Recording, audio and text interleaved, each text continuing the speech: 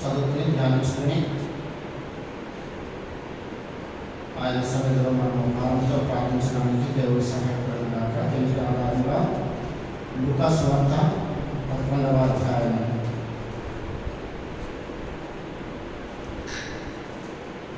లూకా సువార్త 11వ అధ్యాయము మొదటి వచనాన్ని మనం అక్కడ కలిసి చదువుకుందాం.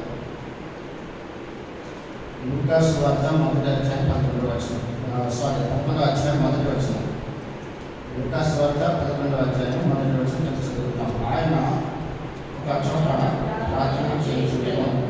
ప్రార్థన చాలించిన తర్వాత ఆయన శిష్యులలో ఒకడు, ప్రభువా, యోహాను తన శిష్యులకు నేర్పినట్టుగా మాకును ప్రార్థన చేయ నేర్పమని ఆయన అడిగినారు. ప్రార్థన చేస్తున్నారు.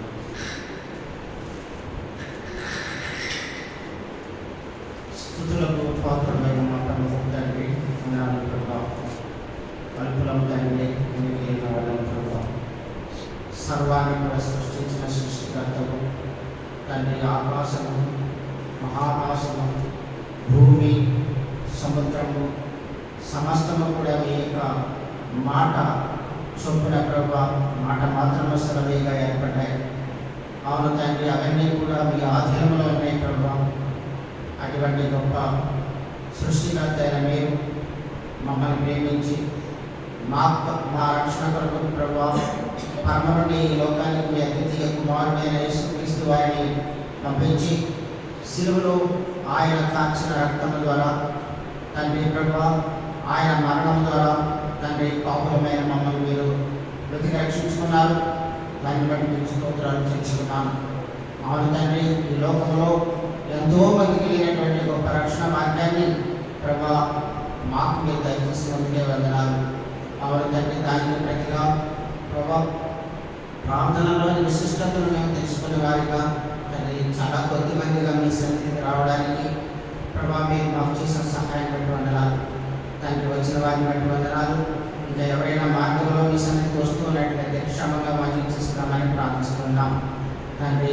ఈనాటి ప్రార్థనకు వెళ్ళడానికి ముందుగా తండ్రి మీ యొక్క లేఖనాలు లూకా సువార్త 11వ అధ్యాయము మొదటి వచనంలో ద్వారా తండ్రి మీరు మాతో మీరు మాట్లాడి మేము ఏ రీతిగా ప్రార్థించాలి, ఎందుకు ప్రార్థించాలి, ఎలా ప్రార్థించాలి అనే విషయాలను తండ్రి మీరు మాకు మీ గ్రంథం నుండి తెలియజేసి దానికి అనుగుణంగా మేము ప్రార్థించి మీ నుండి అనేకమైన ఆత్మ సంబంధమైన మేలులతో పాటు ఈలోక సంబంధమైన ప్రతి ఆశీర్వాదాలను మేము మెండుగా పొందడానికి సహాయపడమని ఈ మండలం అంతా మీ ఆధీనంలో ఉంచుకోరండి తండ్రి. వాతావరణాన్ని కూడా మీ ఆధీనంలో ఉంచుకోరండి.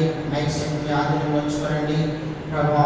మా ప్రార్థనలపై మేము ముద్ర వేసి మీరే మహిమ పొందమని ఈ ప్రార్థన మా ప్రభువును ప్రేరక్షకుడైన యేసుక్రీస్తు వారి ఘనమైన నామంలో మీకు ఎంతో ప్రార్థించి వేడుకుంటున్నాం తండ్రి. ఆమేన్.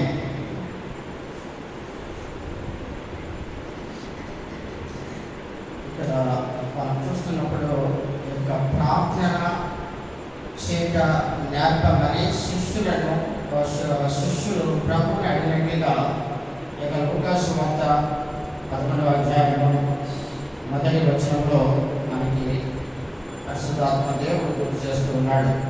ఏమని చెప్తున్నారు ఆయన చదవండి. ఆయన ఒక చోట ప్రార్థన చేయుచుండెను. ప్రార్థన చాలించిన తరువాత ఆయన శిష్యులలో ఒకడు ప్రభువా, యోహాను తన శిష్యులకు నేర్పినట్టుగా మాకును ప్రార్థన చేయ నేర్పమని ఆయన అడిగాడు. అందుకు ఆయన మీరు ప్రార్థన చేయనప్పుడు తండ్రి నీ నామము పరిశుద్ధపరచబడును గాక, నీ రాజ్యము వచ్చును గాక, మాకు కావలసిన అనుదిన ఆహారము దినదినము మాకు దయచేయుము, మేము మాకు అచ్చి ఉన్న ప్రతి వారిని క్షమించుచున్నాము గనుక మా పాపములను క్షమించుము, మమ్మల్ని శోధనలోనికి తేవుము అని పలుకుడని వారితో చెప్పెను. కనుక ప్రభువైన యేసుక్రీస్తు వారిని శిష్యులు ఆయన ప్రార్థన ముగించిన తర్వాత వారిని మాకు కూడా మీరు ప్రార్థన చేయడం నేర్పండి. యోహాను తన శిష్యులకు నేర్పినట్లుగా మాకు కూడా ప్రార్థన చేయడం నేర్పండి అని చెప్పి అడిగినప్పుడు ప్రభువారు మరి ఆయన శిష్యులతో ఈ విధంగా చెప్పారు. ఏమని చెప్పారు? మనకి ముఖ్యంగా ముఖ్యంగా కావాల్సింది ఏంటంటే ఇక్కడ రాయబడినటువంటి ముఖ్యమైన విషయం, మాకు కావాల్సిన అనుదిన ఆహారం మాకు దయచేయండి. చదవండి. తండ్రి, నీ నామము పరిశుద్ధపరచబడిన గాక, నీ రాజ్యము వచ్చిన గాక. ముందుగా ఆయన రాజ్యము రావాలని, ఆయన నామము పరిశుద్ధపరచబడాలని.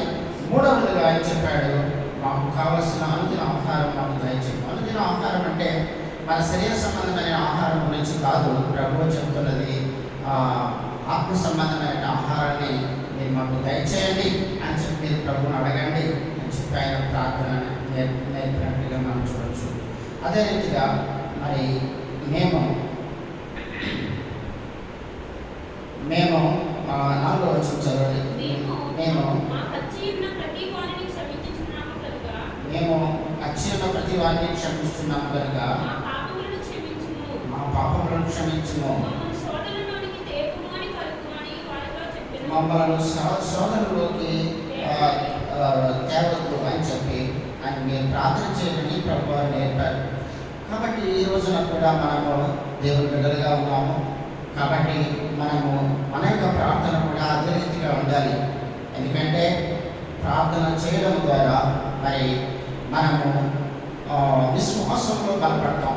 ఎందుకంటే విశ్వాసం లేకుండా మనము దేవునికి ఇష్టడై ఉండుట అసాధ్యం అని చెప్పి వాక్యం చెప్తూ ఉంది. చూడండి, ముందుగా మనం చూసినట్లయితే ఈ ప్రార్థన ఎలా చేయాలి అనే విషయాన్ని గురించి మనం చూద్దాం. ముందుగా చూడండి, హెబ్రీయులకు రాసిన పత్రిక 11వ అధ్యాయము 6వ వచనం చదవండి. హెబ్రీ 11:6.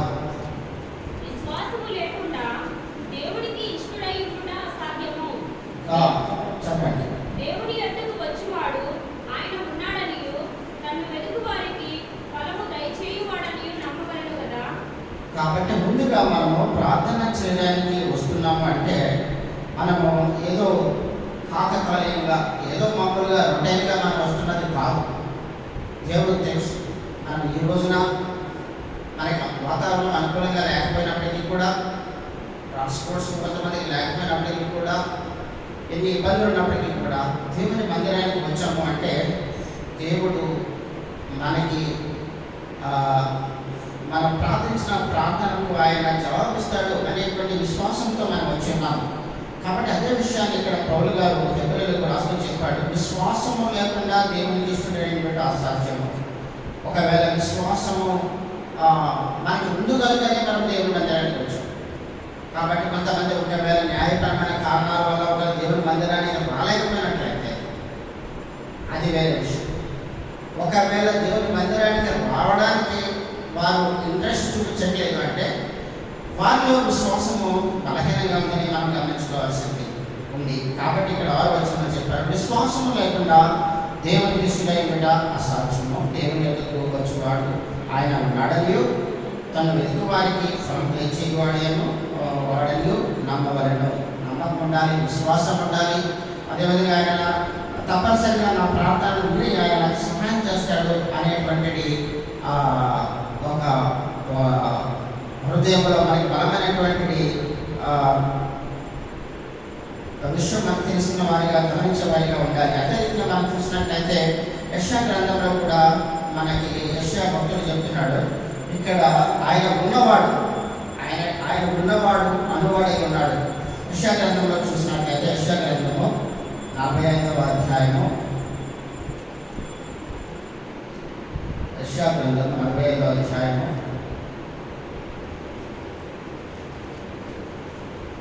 19వ వచనం దయచేస్తామండి. అంధకార దేశములోని మరుగైన చోటున నేను మాటలాడలేదు, మాయా స్వరూపుడనైనట్టు నన్ను వెదుకుడని యాకోబు సంతానముతో నేను చెప్పలేదు. నేను న్యాయమైన సంగతులు చెప్పువాడను, యథార్థమైన సంగతులు తెలియచేయవాడను, నాకు యెహోవాను నేనే. కాబట్టి ఆయన ఏం చెప్తున్నాడంటే 19వ వచనంలో ఆయన యెహోవాను నేనే అంటున్నాడు. ఆయన యథార్థమైనటువంటి సంగతులు తెలియజేసేవాడు. అంత మాత్రమే కాదు, ఆయన అంటాడు, అంధకార దేశంలోని మరుగైన చోట నేను మాట్లాడలేదు. కాబట్టి ఆయన చీకటిలో ఉండి ఆయన మనతో మాట్లాడటం లేదు, ఆయన నేరుగా మనతో మాట్లాడుతున్నాడు. అంధకార దేశంలోని మరుగైన చోటున నేను మాట్లాడలేదు. మాయా స్వరూపుడనైనట్టు నన్ను వెదకుడని యాకోబు సంతానంతో నేను చెప్పలేదు. నేను న్యాయమైన సంగతులు చెప్పేవాడను, యథార్థమైన సంగతులను తెలియజేయవాడను అను యెహోవాను నేనే.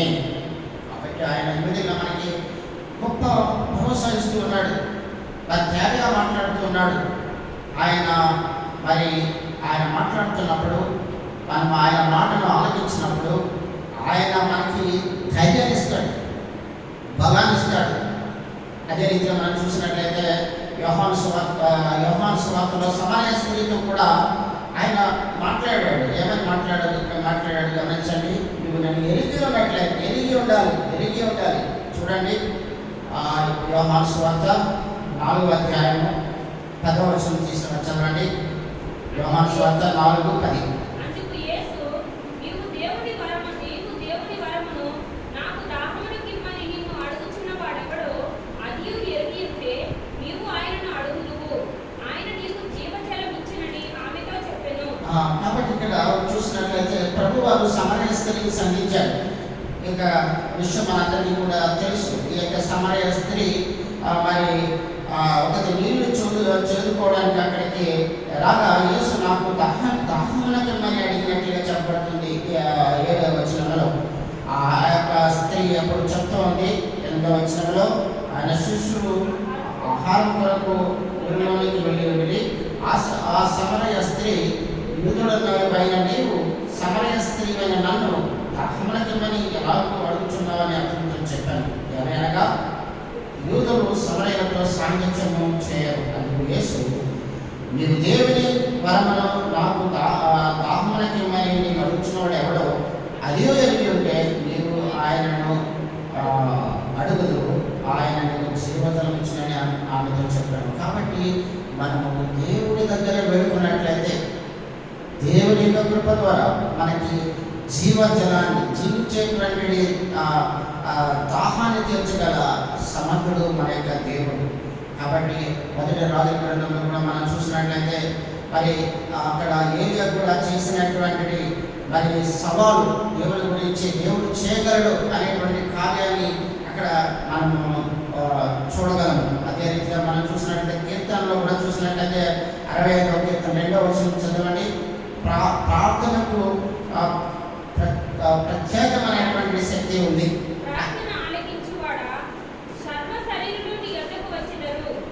కాబట్టి ప్రార్థనను ఆలకించే దేవుడు ఆయన. మరోసారి చదవండి.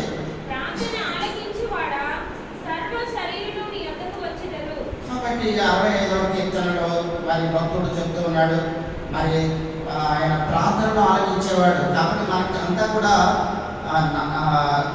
మంచిగా నడుస్తూ ఉంది, అంతా కూడా చాలా సౌఖ్యంగా వెళ్ళిపోతుంది అన్నప్పుడు ప్రార్థన యొక్క ఆ యొక్క విశిష్టత మనం గుర్తించలేకపోవచ్చు. ఎవరైతే బిడ్డలు లేకుండా ఉన్నారో అటువంటి వారికి తెలుస్తుంది ఆ బాధ ఎలా ఉంటుంది, ఆ వేదన ఎలా ఉంటుంది. అదేవిధంగా ఒకేసారి ఒక 2 బిడ్డలు పుట్టినట్లయితే అది ఏ విధమైనటువంటి ప్రయాస కూడా వారికి బిడ్డలు దేవుడు ఇస్తూ వచ్చినట్లయితే ఆ యొక్క విశిష్టత, ఆ యొక్క గొప్పతనం, ఆ యొక్క బహుమతి యొక్క గొప్పతనము మనం గుర్తించలేకపోవచ్చు. అయితే ప్రార్థన చేసిన వారి పట్ల ఆయన అదే విషయం చెప్తున్నాడు. మరోసారి చదవండి 65.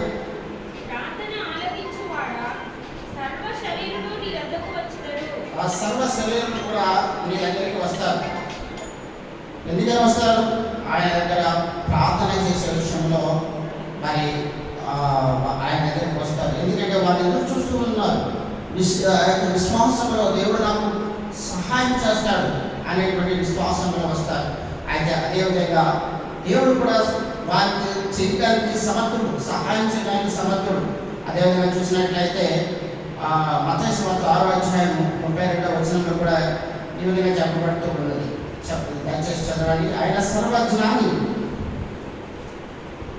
ఈ విషయాన్ని కూడా మనం చూద్దాం. మత్తయి సువార్త 6వ అధ్యాయము 32వ వచనం చదవండి.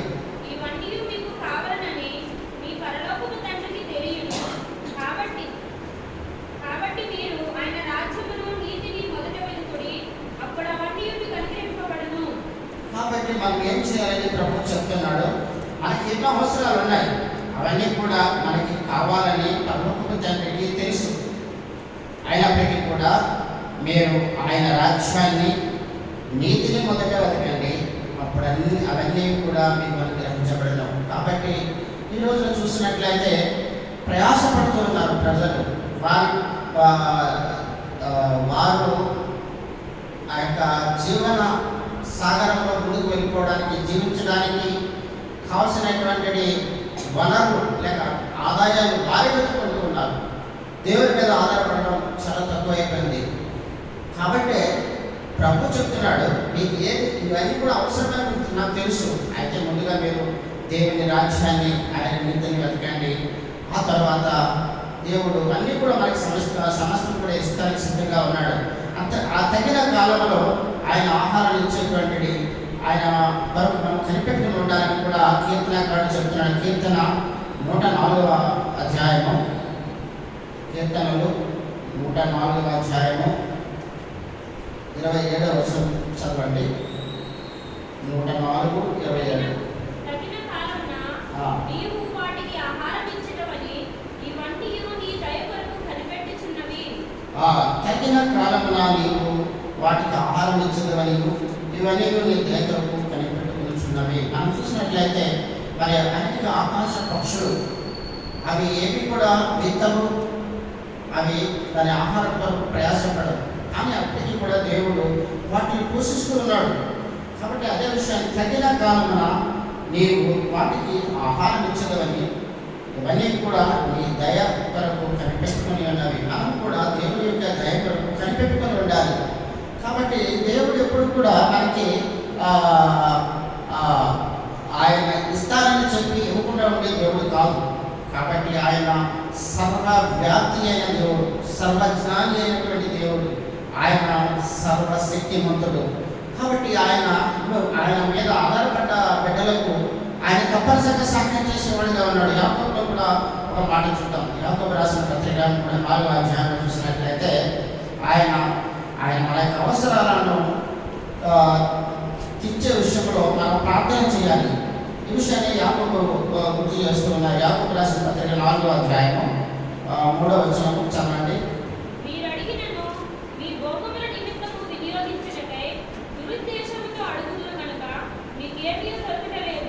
కాబట్టి మనం ఒకవేళ అత్యాశతో అడిగినట్లయితే అది మనకి దొరికేది కాదు. అయితే 2వ వచనం చదవండి.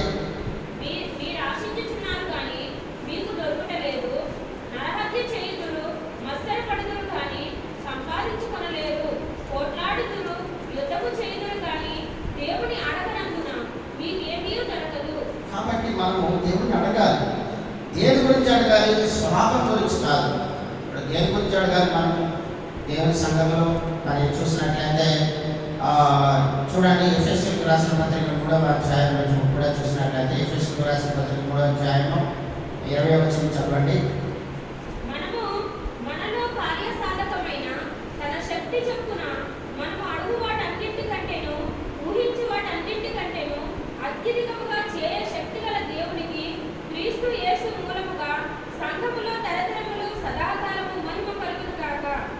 కాబట్టి మనము దేవుని యొక్క మహిమ కొరకే, సంఘం యొక్క అభివృద్ధి కొరకే, క్షేమం కొరకే మనము దేవుని దగ్గర అడగాలి.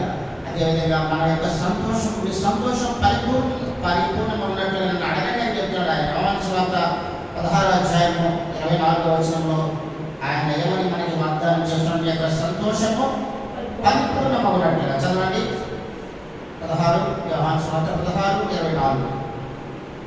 ఇదివరకు మీరు ఏమీ నా పేరు అడగలేదు, మీ సంతోషం పరిపూర్ణమవునట్లు అడుగుడి. కాబట్టి మనము సంతోషం పరిపూర్ణమవులాగున మనం ప్రభువుని అడగాలి. ఏ విషయంలో కూడా మనం చింతించకూడదు. ఎందుకంటే మనమే టెన్షన్ పెట్టుకోకూడదు. మన యొక్క టెన్షన్ అంతా కూడా ప్రభువుకి అప్పగించాలి.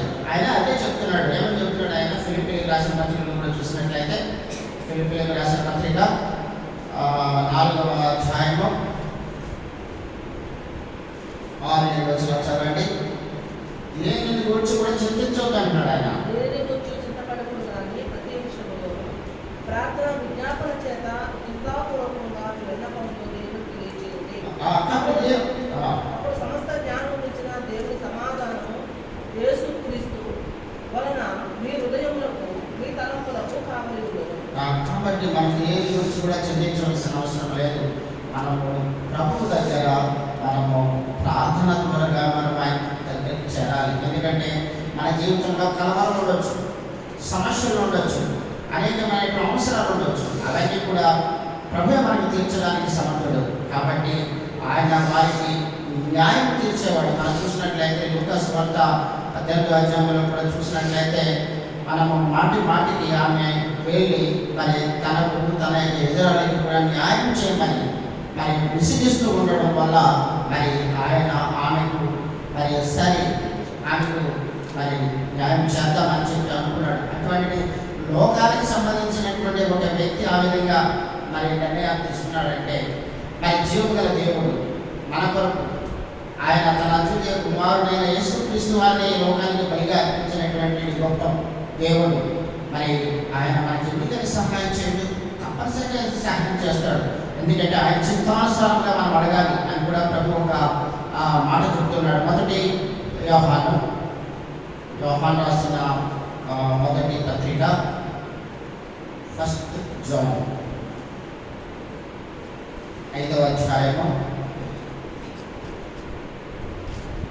14వ వచనం చదవండి. ఆయన చిత్తానుసారంగా మనం అడగమని ఆయన కోరుకుంటూ ఉన్నాడు. ఆయనను బట్టి మనకు కలిగిన ధైర్యం ఏదనగా ఆయన చిత్తానుసారముగా మనం ఏది అడిగినను ఆయన మన మనవి ఆలకించునన్నదియే. కాబట్టి ఆయన చిత్తానుసారంగా మనం అడిగినప్పుడు ఆయన తప్పనిసరిగా మన యొక్క మనవి ఆయన వినేవాడిగా ఉన్నాడు. అదే రీతిగా మనం చూస్తూ వెళ్తున్నట్లయితే అది హన్నా విషయంలో మనకందరికీ తెలుసు. హన్నా మరి తన యొక్క జీవితంలో మరి గుండ్రాలుగా ఉండడం వల్ల, బిడ్డలు లేకుండా ఉండడం వల్ల ప్రభు బిడ్డని అని చెప్పి అడుగుతూ. ఎందుకంటే తన యొక్క సవతికి బిడ్డలు ఉన్నారు. నాకు బిడ్డలు లేని కారణంగా ఆమె నన్ను అవమానపరుస్తుంది, నేను దుఃఖిస్తూ ఉన్నాను అని చెప్పి ఆమె నాకు బిడ్డలు ఇవ్వండి ఆమె అడిగినంతసేపు కూడా ప్రభు వెంటనే ఆమె బిడ్డలు ఇవ్వలేదు, ఆలస్యం చేశాడు. ఎందుకని చేశాడు మనకు తెలియదు. అయితే అక్కడ మనం చరిత్ర చూసినట్లయితే 12 గోత్రాల వారు కూడా అక్కడ వారు యుద్ధాలు చేస్తున్నారు. సొంత సహోదరులే అక్కడ ఒకరిపై ఒకరు యుద్ధానికి వెళ్తూ ఉన్నారు. వారు కూడా ప్రార్థన చేస్తున్నారు. తోటి సహోదరుల మీద మరి మేము యుద్ధానికి వెళ్తున్నాం ప్రభు, మీరు మాకు సహాయం చేయండి అన్నప్పుడు ప్రభు వారికి ఒకసారి ఒకరికి మరొక సహోదరుడికి ఈ విధంగా జయాలు అపజయాలు ఇస్తూ వచ్చాడు. అయితే ఇక్కడ దేవుడు చెప్తున్నాడు ఆఖరిగా ఆమె విషయాన్ని గమనించింది. హన్నా, నాకు కనుక మీరు ఒక కుమారుని ఇచ్చినట్లయితే ఆ కుమారుని నేనే మీకు ఇస్తాను, మీకు అప్పగిస్తాను, మీ సేవకు అప్పగిస్తానని ఆమె దేవుని దగ్గర ఒప్పందం చేసుకున్న తర్వాత మరి దేవుడు ఆ మాట మనకు ఎదురు చూశాడు. తద్వారా ఆమె గర్భాన్ని పుట్టాడు. ఆ బిడ్డ ద్వారా మరి ఆ యొక్క ఎంతో గొప్ప పరిచర్య జరిగింది. మరి ఇశ్రాయేలు ప్రజలందరికీ కూడా ఆయన గొప్ప సేవ చేయగలిగాడు. కాబట్టి మనం కూడా దేవుని చిత్తమేంటి అన్న దాని విషయంలో మనం తెలుసుకొని ప్రార్థన చేయాలి. అదే రీతిగా మనం చూసినట్లయితే లూకాసు వార్త 11వ అధ్యాయంలో మనం చూసినట్లయితే లూకాసు వార్తలో మనం చూసాం, మత్తయి వార్తలో చూసాం, 6వ అధ్యాయంలో మనం చూసాం. ఏమైనా చూసాం? మనకు అనుదిన ఆహారం మనకు దయచేయి, ఆత్మ సంబంధమైన ఆహారం. చదవండి మత్తయి వార్త 6వ అధ్యాయం 11వ వచనం. మత్తయి వార్త 6:11. అనుదిన ఆహారము మాకు దయచేయము. మాకు దయచేయము. మాకు అనుదిన ఆహారము దయచేయమనే మాట చెప్పబడింది. అదేవిధంగా లూకాసు వార్త 11వ అధ్యాయం 5వ వచనం కూడా చదవండి. తన యొక్క సహోదరుడు వచ్చాడు. మాటికి కూడా మరి అతను నాకు విసిగిస్తూ ఉన్నాడు. కాబట్టి అతనికి పెట్టడానికి నా దగ్గర ఏమీ లేదు. కాబట్టి మీరు నాకు కొంచెం సహాయం చేయమని అక్కడ అడుగుతూ ఉన్నట్లుగా ఒక వివరణ మనకి తెలియజేయబడుతుంది. లూకాసు వార్త 11వ అధ్యాయం 5వ వచనం చదవండి. మరియు ఆయన వారితో ఇట్లా నేను, మీలో ఎవరు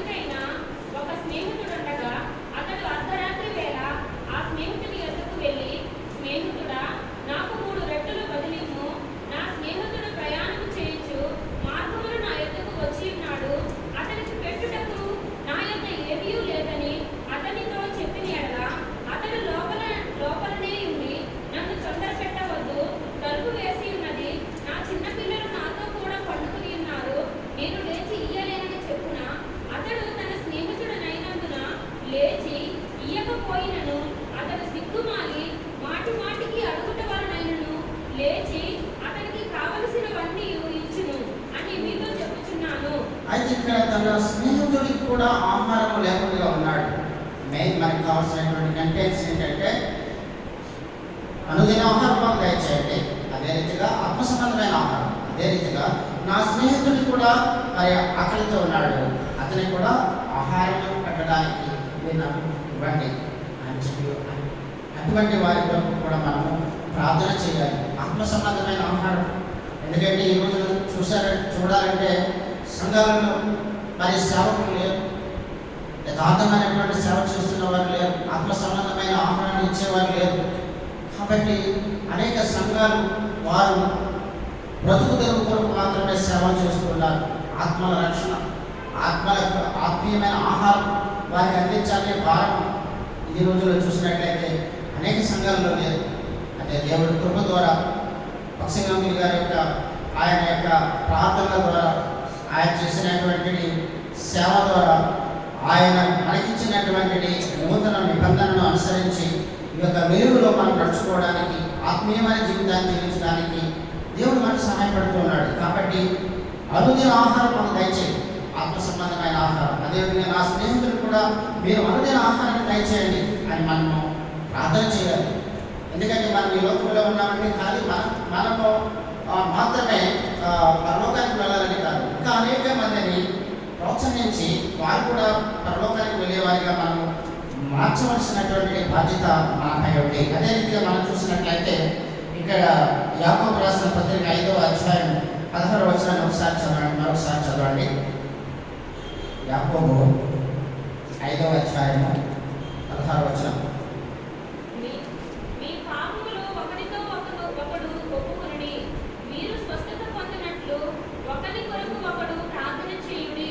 కాబట్టి మనం నీతిమంతుని విజ్ఞాపన మనఃపూర్వకమైనదే బహుబలము కలదై ఉండును. కాబట్టి మనము ఒకరి కొరకు ఒకరు మనము ప్రార్థన చేయాలి అనేటువంటిది ఒక భారమును దేవుడు మన మీద పెట్టి ఉన్నాడు. కాబట్టి మన గురించి మాత్రమే మనం ప్రార్థన చేసుకోవడం కాదు, మనము అనేక మంది మరి ఆత్మ సంబంధమైన ఆహారం వారికి దొరకాలని, రక్షణ లేకుండా ఉన్న వారు రక్షణ పొందాలని మనము అటువంటి వారి వరకు భారంతో ప్రార్థించవలసి ఉంది. అదే రీతిగా మనం చూసినట్లయితే మరి మత్తయి సువార్త 9వ అధ్యాయము 36 నుంచి 38 కూడా చదవండి.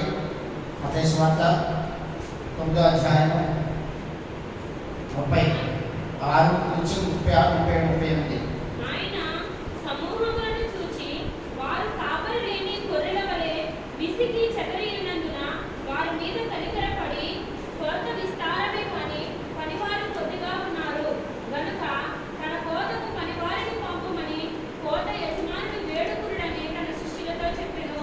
కాబట్టి మనం ఈ విధంగా కూడా మనము ప్రార్థన చేయవలసిన వారి మన మీద ఉంది. ఎందుకంటే ఆయన చెప్తున్నాడు, ఆయన సమూహములను చూచి వారు కాపరి లేని గొర్రెల వలె విసిగి చెదరి ఉన్నందున వారి మీద కనికరపడి, కోత విస్తారమే కానీ పనివారు కొద్దిగా ఉన్నారు కనుక తన కోతను పనివారిని పంపమని కోత యజమానిని వేడుకుని తన శిష్యులతో చెప్పారు. కాబట్టి ప్రభువుని అడగాలి మనం, ప్రభా ఈ యొక్క సంఘం ఆత్మీయమైన సంఘంగా అభివృద్ధి పొందాలి. ప్రభా ఈ యొక్క మందిరంలో ఇంకా అనేక మంది సేవకులకు ముందుకు రావాలి. పరిచర్య సేవ అంటే ఫుల్ఫిల్ దగ్గరికి వచ్చిన వాక్యం చెప్పడం ఉంటాయి కాదు, మాదిరిగా జీవితం. అనేక పనులు దేవుడి మందిరంలో ఉంటాయి. కాబట్టి దాని కొరకు సమయాన్ని కేటాయించాలి, ప్రోత్సహించుకోవాలి, ఒకరికొకరు ప్రోత్సహించుకోవాలి. ఎవరి బిడ్డలు అదేవిధంగా అసిస్టెన్స్ యొక్క సహవాసనతో చక్కగా జరుగుతుంది కొద్దిమంది వచ్చినప్పటికీ కూడా. అదే రీతిగా ఎవరి బిడ్డలు, అదేవిధంగా బాధ్యత గల సహోదరులు, అదేవిధంగా సంఘస్థులు అందరూ కూడా ఆ విధంగా ఇది దేవుని పని.